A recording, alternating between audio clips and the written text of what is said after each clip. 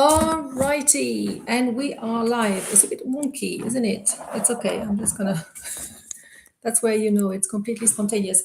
All right. So today, sorry, I want to discuss why is it that your to-do list feels so damn frustrating.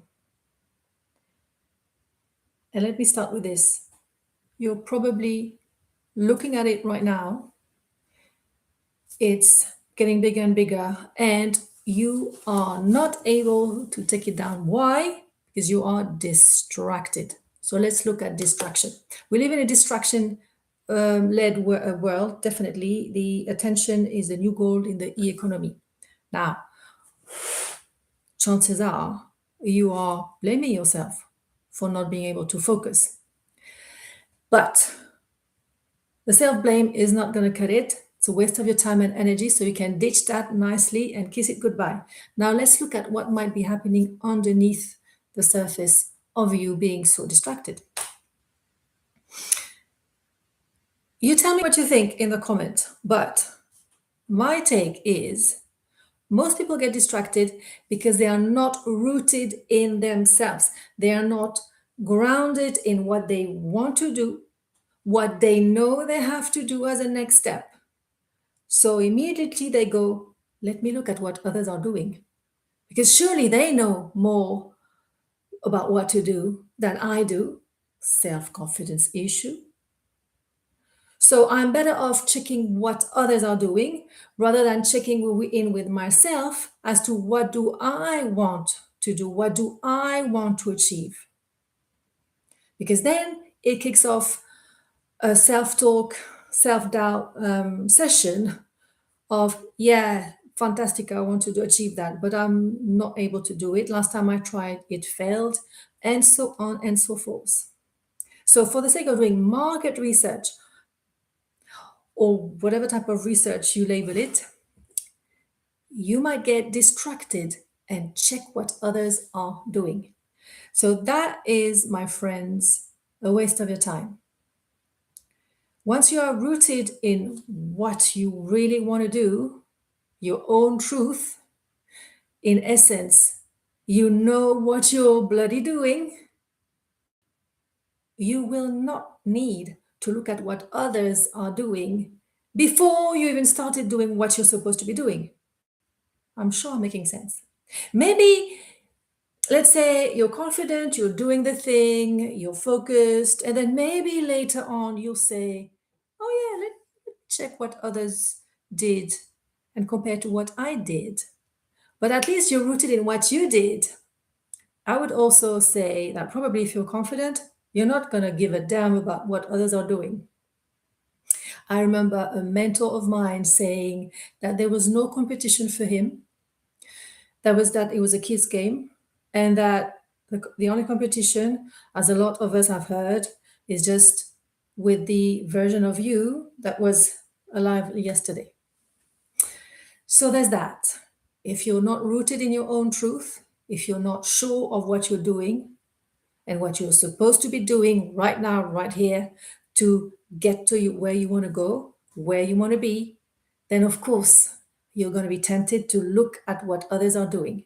And that is the source of distraction. Because instead of focusing on your essay, your book, your task, you're on the internet checking what so and so are doing. Waste of your time. Another key important thing, let me look at my notes here. Another key important thing that you don't want to miss is this. Are you afraid of being the odd one? Are you afraid of being labeled the weirdo, the one who doesn't post on social media, doesn't check the news, doesn't follow the trends, whatever the trends may be? If that's you, you're going to have to develop a thicker skin because you can't afford to being driven by what others might think of you. It's a good thing that they think you are a weirdo. Why? Because the crowd is usually low level. In case you haven't noticed, just a few come up at the top. And how do they come up at the top? By being labeled a weirdo. Look at all the stories of all the people who left their name in history, who created a legacy. They were all labeled, considered weirdos at the time by their peers. We're talking Thomas Edison, Oprah Winfrey, I'm sure, was labeled weirdo. Steve Jobs, Bob Proctor. I am super comfortable with being called the weirdo, the odd one. No, not a problem. I am proud of that, actually. And this is my message today. I mean, if you are ashamed of being different, what if you started being proud for that? What if you cultivated that difference? Not to feel superior, no, because we don't need that. That would be, I think, the wrong attitude. But to just be more of you, of who you are, because you are unique like everyone else. But everyone else is, if everyone else has forgotten that they are unique, that's not on you.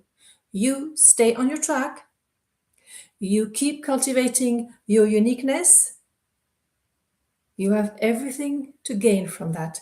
You know yourself better, you stand out, you attract your peers. Because guess what? Chances are, if you are the weirdo in a group, there are other weirdos out there in other groups, but you haven't met them yet. So would you rather stay average and try and fit yourself down into the group, or stand out and then be recognized by other weirdos, and then off you go on another adventure?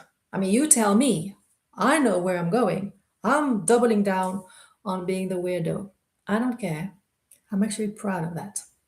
And this is my invitation for you to start considering being proud of being different. If you have an ounce of shame about being different, in your body. As you can tell, we started from to-do list and we didn't go straight into strategies, because the internet is packed and full and over flooded with strategies. Are they working? Well, you tell me in the comments. But I know for myself, every single client I have helped had tried a gazillion strategies before coming to me, and they couldn't stick to any of that. Any strategies would not stick. No strategy would stick. Why? Because they hadn't done the mindset work, the let me not compare myself to anyone else, because that's just counterproductive. It's gonna just water down my own value. Let me not try and fit with a group. Let me not try and be average. That requires a lot of mindset work, of inner work, of working on your self-confidence. Look, your self-confidence is one of the most precious assets you have. If you try and be average, if you try and compare yourself to others, I mean, it's going to be very quick before your self-confidence goes down the drain. Hopefully this is making a lot of sense. And if you have any questions, please comment in the comment section. Now, we can go over strategies. So let's do that. I'm just going to touch on one, because I want to stress, just by the volume of me talking and the topics that I'm touching on, that it's more about mindset, which already we have touched on 2 points around mindset.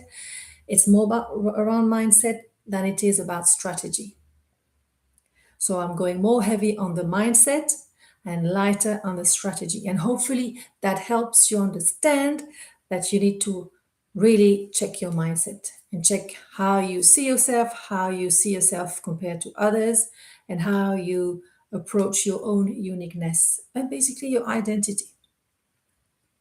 Now, the only strategy that I think you need at that stage is so simple, you're going to laugh. But then we're going to go a bit deeper. So, are you ready? Let's go. So, the only thing you have to actually do at a practical level is to remove notification from from your phone and from your laptop. No more pinging, no more ding dong, no more flashing. No, none of that. We don't want that. It's obvious. I know. Are you doing it?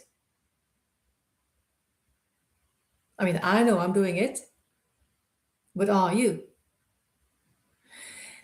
The whole industry of the electronic devices is designed to have built in distractions.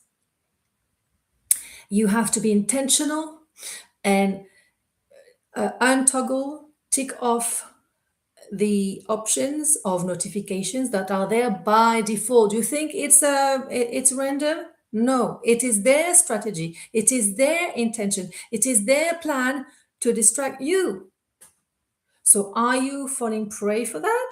Or are you being mindful that this is on you to protect your focus? Look, with focus, you can do anything and everything. Without focus, there's no way you can achieve anything. So back to my point. I'm challenging you. For the next week, you are going to remove all notifications and leave it at that from your phone and from your laptop. Now,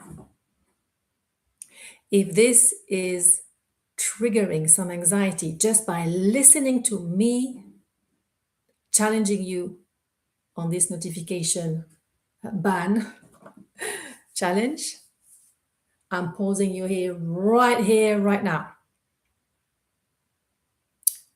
What is it that's causing the anxiety? Maybe you're going to tell me, oh, it's FOMO. Yeah, fear of missing out of what? What is the fear? Let's just look at it for a second. What is the fear? What do you think you're going to miss out on? Honestly, is it anything vital? Is it anything life threatening? If it was life threatening, you would receive a phone call, not a pinging notification from Instagram or TikTok or whatever. Yeah? So